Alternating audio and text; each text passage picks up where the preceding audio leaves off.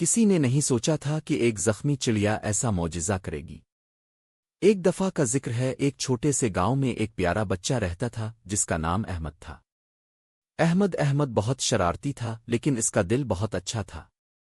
ایک دن وہ اسکول سے گھر آ رہا تھا کہ راستے میں اسے ایک چھوٹا سا زخمی پرندہ ملا۔